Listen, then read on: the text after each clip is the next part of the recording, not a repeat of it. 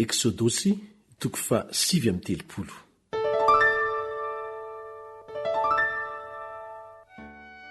Ny nanaovana ny fitafian'ny mpisorona.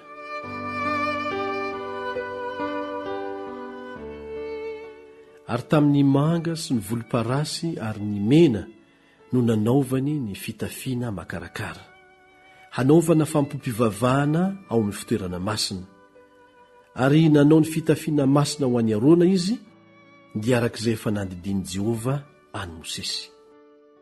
Ary nanao ny efoda tamin'ny volamena sy manga sy volomparasy sy mena, ary rongony fotsy madinika voasina izy.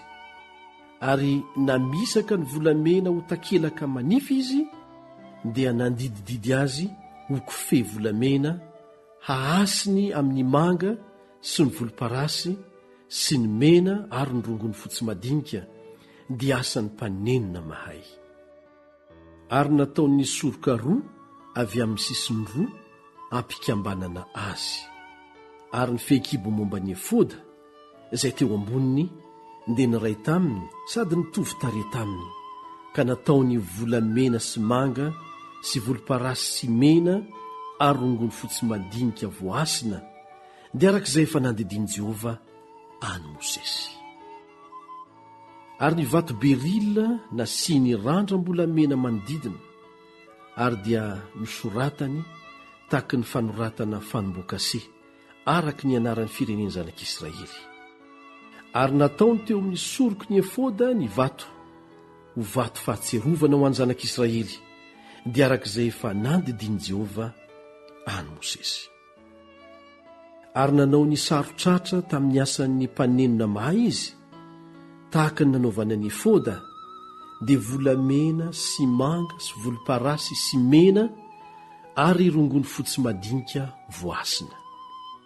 Ary efa joro miforotra roa no nanaovany ny sarotratra, ary irainjey avy ny lafiny efatra sady miforotra roa izy.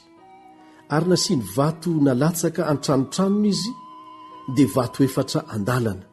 Ny andalana voalohany dia karnelia sy topaza ary emeralda. Ary ny andalana faharoa dia robina sy safira ary onyxa. Ary ny andalana fahatelo dia opala sy agata ary ametista. Ary ny andalana fahaefatra dia krisolita sy berila ary jaspi. Ary nasiany randram-bolamena manodidina ny fitoerany avy. Ary ny vato dia nalahatra araky ny anaran'ny fireneny zanak'Israely, dia 12 araky ny anarany. Ary nisy soratra toy ny amin'ny fanomboakase ho an'ny firenena 12 araka ny anarany avy. Ary nanao olam-bolamena tsara mifanolana toy ny tady ho eo amin'ny sarotratra izy. Ary nanao randram-bolamena 2 sy vava-volamena 2 izy, ary ny vava-vola dia nataony teo amin'ny zorony 2 ambony amin'ny sarotratra. Ary ny tady volamena 2 dia nataony teo amin'ny vava-vola 2 izay amin'ny zorony 2 ambany amin'ny sarotratra. Ary ny laniny tady 2 dia nataony teo amin'ny randram-bolamena 2, dia nataony teo amin'ny soroky ny efoda ny lona. Ary nanao vava-volamena 2 izy, ka nataony teo amin'ny zorony 2 ambany amin'ny sarotratra, dia amin'ny sisiny anatiny izay manolotra efoda. Ary nanao vava-volamena 2 koa izy, ka nataony teo amin'ny soroka 2 amin'ny efoda, dia ao ambaniny, eo anoloany, akaiky ny fikambanany, eo ambonin'ny fehikibo momba ny efoda. Ary kofe manga no namehezan'ny vava-volan'ny sarotratra tamin'ny vava-volan'ny efoda, mba ho eo ambonin'ny fehikibo momba ny efoda ny sarotratra, ka tsy ho afaka eo, dia arak'izay efa nandidiany Jehova any Mosesy. Ary nanao ny akanjo ivelany misy ny efoda asan'ny mpanenina izy, ka nataony manga avokoa. Ary ny vozon'ny akanjo ivelany dia teo fovoany tahaka ny vozon'ny akanjo ferovatratra. Ary ny sisiny manodidina ny vozony mba tsy hahatritra azy. Ary teo amin'ny morotongotry ny akanjo ivelany dia nasiany sarina poga ben-danitra manga sy volomparasy sy mena voasina. Ary nanao fahamohamandry volamena tsara izy. Ary ny fahamohamandry dia nataony teo anelanelan'ny amponga ben-danitra tamin'ny morotongotry ny akanjo ivelany manodidina dia teo anelanelan'ny amponga ben-danitra. Dia ny fahamohamandry sy ny sarina amponga ben-danitra mifanelanelana manodidina eo amin'ny morotongotry ny akanjo ivelany. Hoentiny manao ny fanompom-pivavahana dia arak'izay efa nandidiny Jehova any Mosesy. Ary ny akanjo lava nataony rongony fotsy madinika, asa ny mpanenina ho an'ny Arona sy ny zanany.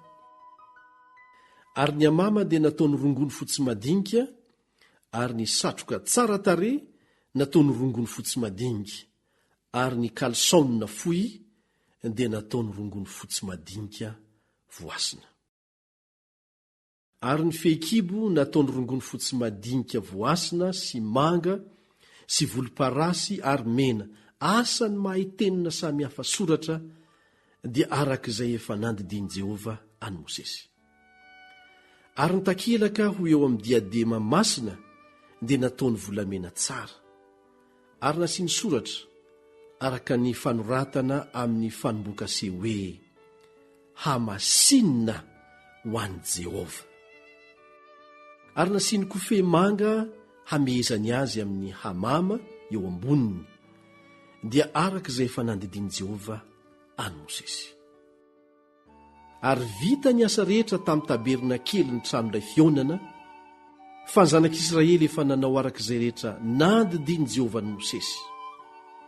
Dia nentiny teo amin'ny Mosesy ny taberna kely, dia ny lay sy ny fanaka rehetra momba azy, ary ny farangony sy ny zanakazony, ary ny barany sy ny andriny, ary ny faladiany, ary ny firakotra hoditr'ondrilahy efa nomenaina sy ny sarona hodi-takasy, ary ny efitra lamba fanakonana, ary ny fiaran'ny vavolombelona sy ny baoany, ary ny rakotra fanaovam-panavotana, ary ny latabatra sy ny fanaka rehetra momba azy, ary ny mofo aseho, ary ny fanaovan-jiro tsara sy ny lela fanaovan-jiro, dia ny lela fanaovan-jiro alahatra sy ny fanaka rehetra momba azy, ary ny diloilo atao fanazavana, ary ny alitara volamena sy ny diloilo fanosorana sy ny didikazo manopofona, ary ny varavarana lamba ho eo amin'ny varavaran'ny tranolay, ary ny alitara varahana sy makarakara varahana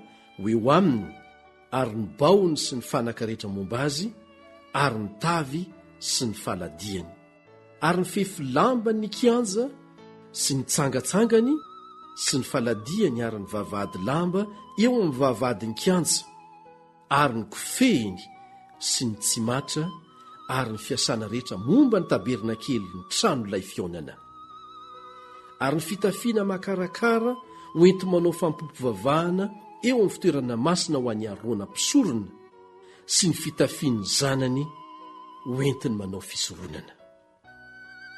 Arak'izay rehetra efa nandidiny Jehova ny Mosesy, dia toy izany no nanaovan'ny zanak'Israely ny asa rehetra. Ary nizaha ny asa rehetra Mosesy, ka indro efa nataony arak'izay nandidiny Jehova, dia nisaotra azy Mosesy.